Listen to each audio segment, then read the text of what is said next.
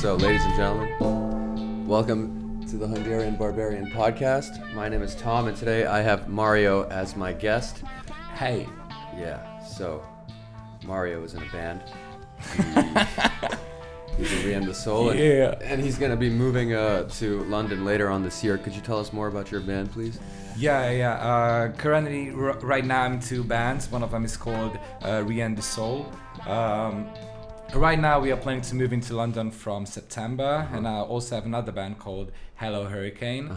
With I'm currently working with these projects as of right now. Basically that's it. I mean, we both the band is playing let's say like alternative rock music, and but in a different genre in alternative music. So they're not playing like the exact same music. So word. Yo, could you hand me that thing over there and we can open these beers? Yeah, of course, bro. Thank you. I can never remember which one is the beer opener. It's the fucking problem. I think it's this one, yeah. Here it is. Alright, there you go. Corona Extra for the year. That's accurate, yeah. This is some crazy shit, man. This whole year has been insane. Hey. Cheers. Cheers. Cheers. Oh, God. So you grew up in Budapest, right? Yeah, I You did. grew up here? I did. I'm considering myself a totally Hungarian citizen, but I lived in India for a bit. But other than that, I've even though I've lived in Budapest whole my life, I've always was in a international environment. Let's say. Yeah, I can hear that. But both in my school, you know, I was born and raised in Budapest, but I've been to international schools. Right. Let's say from kindergarten, and then also the elementary school. So basically, I haven't met the let's say the rough. The rough essential Eastern original sons of bitches exactly. I haven't experienced that. The creatures that roll around here in the dead of the night. Yeah. So what was it like going to these sorts of schools? Like, what were the teachers like? Were they any different? Yeah. I remember you told me one story about like your English teacher. I just can't recall the story right now, but it was quite different. Yeah. I mean, a lot of my friends, you know, have been to for state schools, these official state schools, right, where when you have it, and it's totally different. I mean, my mom wanted to bring me to these international schools and kindergartens, you know, in order to learn English, you know. But other than that, I think I've had great friends from that environment, and since these schools are not, you know, stick to follow the rules of these state schools, they can be quite different. Understood. Yeah, I mean, I also went to international school, so I guess it must have been kind of similar but different. Yeah, it is different. Yeah. For example, I mean, when I started high school, I wanted to try out, you know, like a state school, but I've only lasted for 6 months, bro. Yeah, because you said you spoke better English than the teacher, right? That was the thing. That was the thing, and also the thing was that, bro, in that environment, maybe just I was the one who experienced it, but there were some quite humiliating things. I mean, coming from the teachers, so it was quite rough. Like they would fuck with you? Yeah. They would just fuck. Yeah, I mean, yeah, teachers do that. They did the same with me. That's it. Yeah. Yeah. Could you give us an example, or do you not want to talk about it? I mean, for example, I just can't remember the times when we had this chemistry class, you know. Typical, hated it so much. Oh my God, I'm so glad that it's over. Yeah. So we had this chemistry class, and I mean it. I mean, you can just you were able to saw in the face of the teacher the enjoyment of torturing exactly. So you can feel that enthusiasm, not for teaching but for torturing just kids. Exactly. Probably married to like a wife that doesn't do her job properly and just taking it out on the children. And it was so different from the things that I've experienced for years, you know, and it was quite different. So yeah, and from that I've studied. I changed school, and I've gone to Pasariti Gymnasium. That was the name. It was a bilingual school. Right. So after that, IBS. You know. Yeah. You know the rest. Yeah, I know the rest. Yeah, me and Mario met in university. So, what was like the most trouble that you got yourself into, or you would say was, bro, freshman year, but not in IBS, in high school. In high school, yeah. We had a camp, the introduction camp, let's say. And it was a state school, like I've already told you, and we had like 80 kids. And I was 14, and I started to smoke that year. So me too. Also at 14. So 14. So the thing was that, bro, I'm not joking. It was like a punishment when they caught you smoking, drinking, or anything like that. You had to make push-ups. Seriously? Yeah.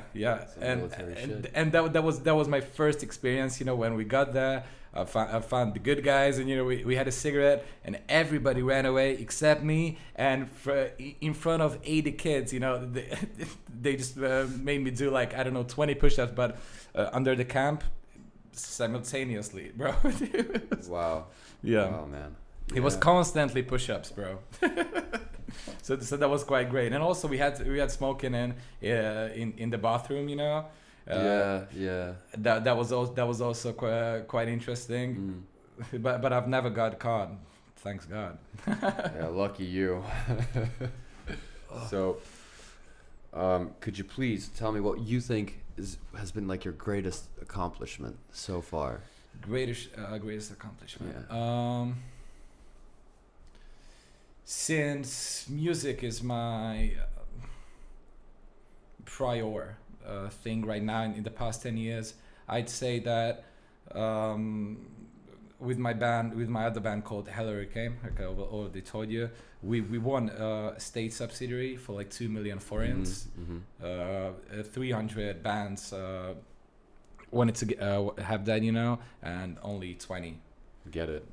Yeah. And we were in the 20, and we also had a small tour in Hungary, and in the small countryside and all the small cities, villages. It was quite a great memory, so I consider that is my greatest accomplishment as of right now. Yeah. So like when you're on stage, what part of the show do you like the most? I was always curious about this. Like in the beginning, you must be really nervous, and then as it goes on, are you nervous the whole way, or is it just like? My first experience ever with playing live music. Hello Hurricane was a band. I mean, already when I joined the band, and they had the biggest concert when I joined. So that was my first concert ever. Okay. Yeah. And there were like 300 people. That was my first live performance, so I was quite nervous. The best thing in performing, I'd say the applause. Oh yeah, when you finish. So at the end, when you finish a song, or when you finish the whole show. When you finish a song, which is a well-known song, and after that the cheers and the applause is. That's great, man. Yeah. Is why you play music, bro. That's why you do it. Yeah. Why you play music. Do it for the fans. And like, what's the for you? And I'm sure you've had some like scary moments on stage.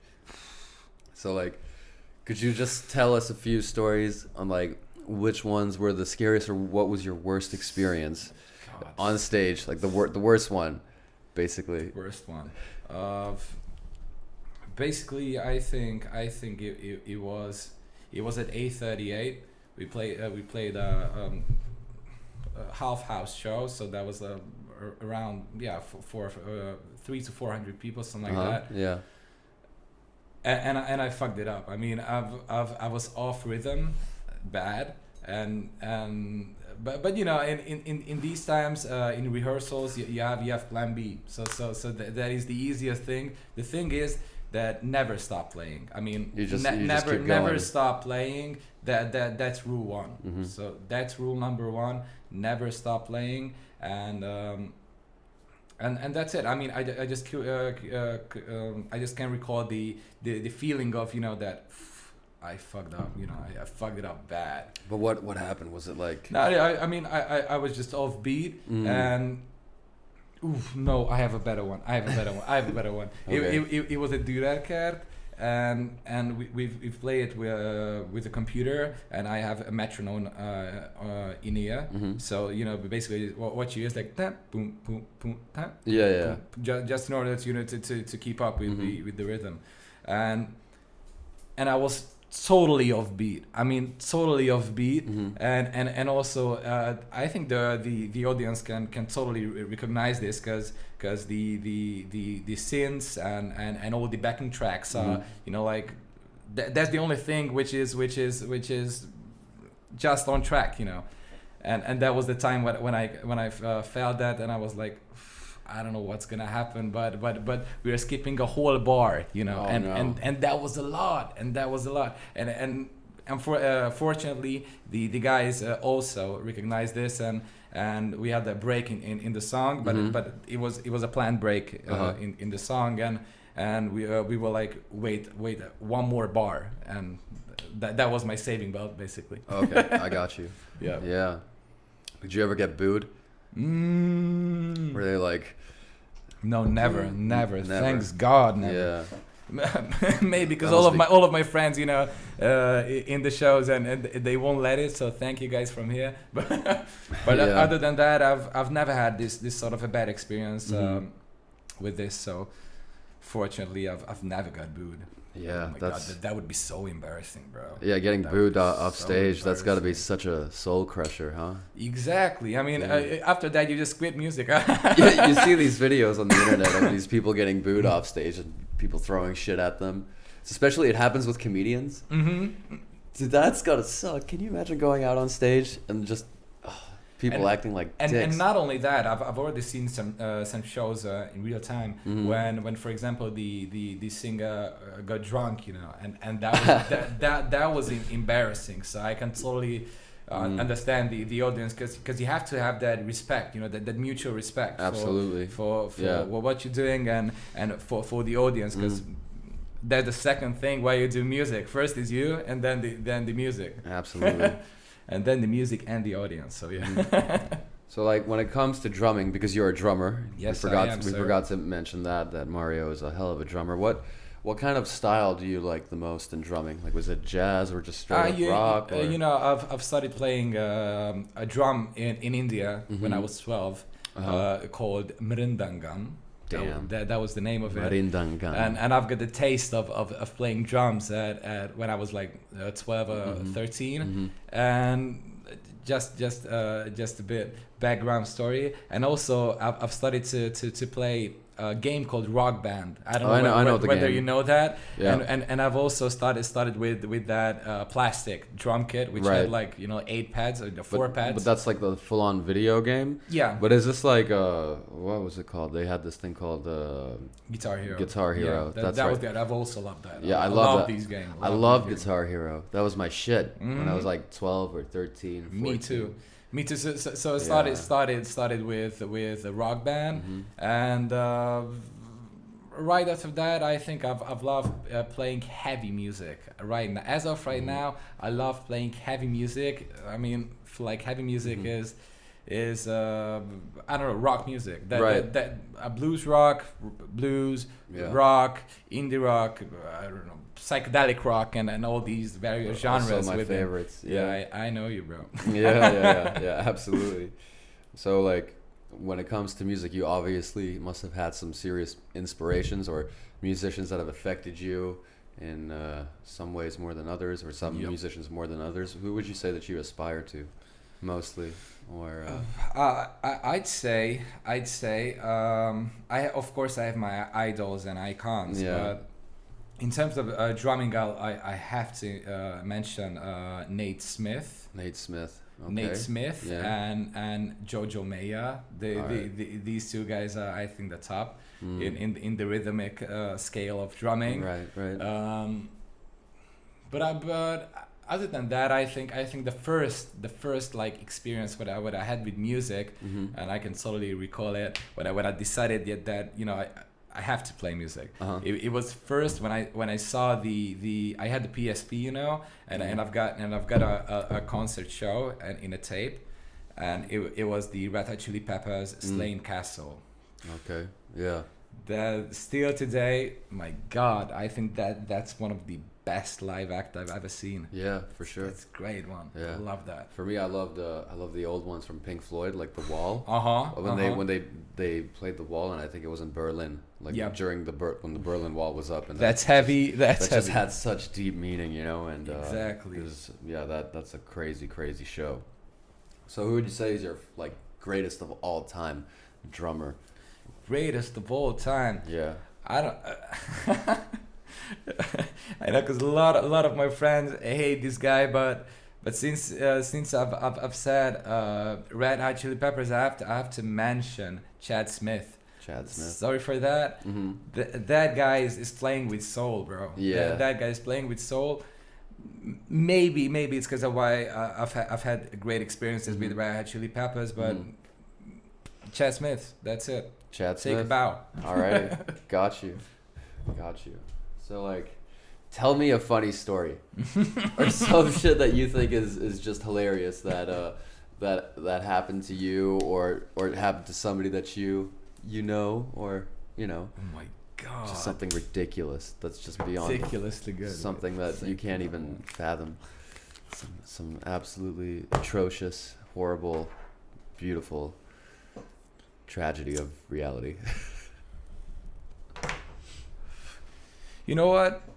It's not that rough, but since right now I've been to so many times in Lake Balaton in the past couple of months. For those people that don't know, Balaton is this massive lake in Hungary. It's the biggest one in Europe. It's 72 kilometers long, and I don't know how wide it is. I think like 6-7 kilometers. So it's like a long, giant lake, and it's like a sea because you can't even see the end of it when you're there. So it just goes on and on. So yeah. Yeah. So we had a thing like we had naked swimming, Oh yeah, skinny dipping. Nighttime, yeah. You filthy animals. Yeah, we did. Filthy sons of And bitches. you know what? And police came. Oh no. With the fucking boat, bro. I'm not fucking with you.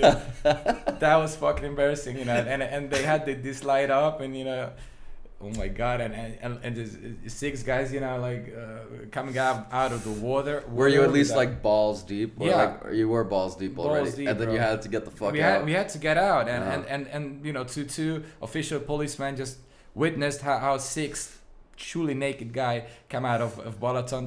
Was it all just dudes? All just dude, yeah. Oh, dude. Yeah, sorry for that. That's It's a gay story, no? nothing wrong with that. Nothing wrong with gay stories. Yeah, okay. All right, so they didn't arrest your ass, did you? How old were you? Like, I was 18 at the time, so it was 5 years ago. 5 years ago. Yeah, got you. 5 years ago. Got you.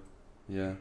So basically, that was a quite wicked experience. But maybe because I've been to like in the past few days in Balaton, and this particular memory just always popped into my head when you're there. Yeah. Exactly. Yeah. So that was quite bad. Yeah. But we haven't got arrested. Nothing like that. You never got arrested? No. Amateur. I mean, in a different circumstance, I've got arrested, but I haven't done shit. That was the interesting part of it. So.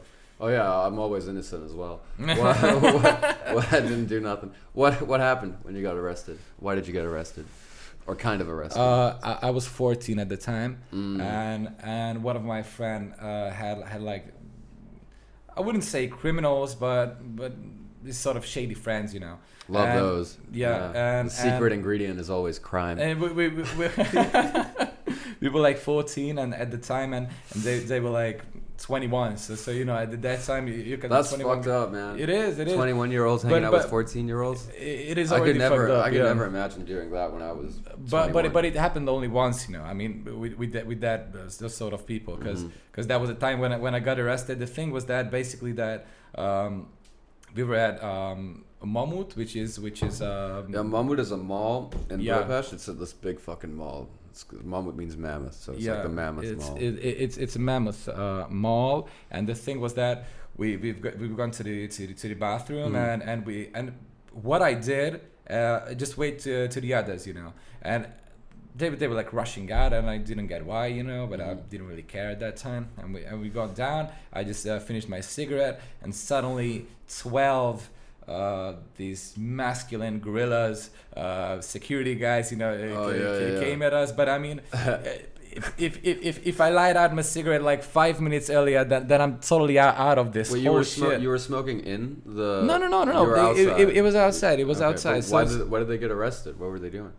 Oh, here's the... Okay, yeah. And we got into the police department. I still didn't know why.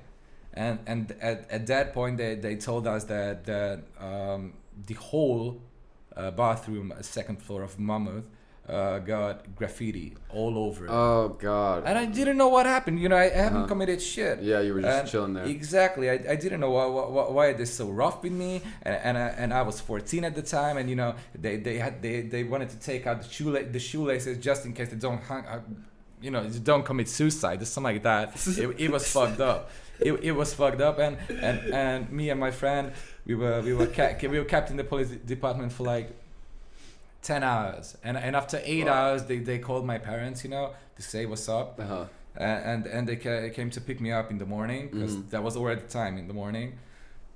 I swear to God, man, these security guards are bored out of their mind, and they're just looking for some shit to. And you know what? One year later, I've gone back to Mammoth, and I could totally feel the atmosphere that someone is watching me, and already one guy followed me and my girlfriend at the time, and he's talking with the walkie-talkie, and he's shady looking at me like this, Damn, so after a year, somebody was tailing your ass. Exactly, yeah. Yeah, shit. So that was a quite rough story, and like I've told you, I haven't done shit, so.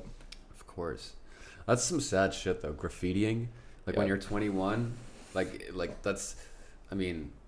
We used to graffiti, but we would graffiti outside on these billboards, behind billboards, and we would never do it even on apartment buildings or nothing. And we were kids. We were 15 or 16, but we grew out of that pretty quickly. I think that's the purpose of destroying.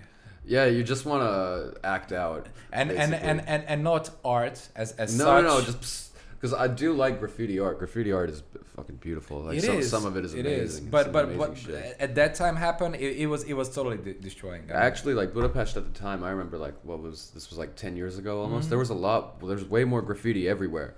They cleaned up the city quite well. There still is some, but nowhere nearly as much as I remember from my childhood. So and they're way more taking care of these things. I mean, right now, if police, they catch you while you're doing it, you'll get quite serious punishment for that. Quite a serious consequences. Yeah. So you have the consequences. Damn. Have you heard the story from Siget Festival? The two guys, the two Netherlands kid. The dude was an athlete or some shit, and he was selling drugs out of his. Oh, by the way, Siget is this massive festival that happens in Budapest in August every year. This is the first time that it's been canceled since its inception, which was I think in the 90s. I don't remember exactly what year, but it's this huge festival. I think 2 years ago we had Rihanna here. And I think Wiz Khalifa was also here, so it's a pretty right. Was Wiz here for this? It was several times nominated and also won the best festival in Europe. I do believe it's quite big. It's the second biggest festival after Tomorrowland or something like that, in the top 5 for sure. Hungary is great for festivals. Yeah, this Balaton Sound, you have it. You have Siget festivals, so for you guys who are watching it, this is and not Hungarians, you have to try out. It's one of the best things. I raised in Siget festivals. I've been there for 10 years. Yeah, I've 10 years. Did you go for all the days? Yeah, all the days. Because I went. I don't even know, 3 or 4 times, but each time I just went for one day because we just had the 1 day ticket, and most of the people that would go there, they would camp, and I couldn't be fucked because I live in the city. So I was like, yeah, I'll just go and then come home and sleep in my own bed instead of in the fucking mud. And but yeah, I think I went last year for one. night, and I saw. Oh, who did I see? Who's the dude with fucking tattoos all over his face? Post Malone. Yeah, Post Malone. Yeah, I saw Post Malone last year at Seagate, and that was pretty dope. But it was just one. We just took the night ticket and went in for that. Nothing. Yeah, I mean, it was a lot better from what I remember, because the first time I went was 2014, and then it was just like, it was just a shit year. Well, for Seagate at least, because it was raining all the time and it was super muddy. But last year when I went, it was great. And yeah. You also have the dust. I mean, yeah, it's some dusty, nutty shit. Yeah, it is. I mean, yeah. up to like cocaine, speed, all this shit all that in dust your nose, in the air, and your lungs just totally dying after 5 days because you're just coughing dust. Yeah, basically. Yeah, it's nasty. But I love it. Great memories from 14, of course. I love Seagate Festival. You were going there when you were 14? Yeah. You savage shit. 14. I mean, I was doing crazy shit. That's a whole different topic. I'm born and raised in Budapest, so that's it. Yeah, word. And what do you think about this timeout? Half time. Okay.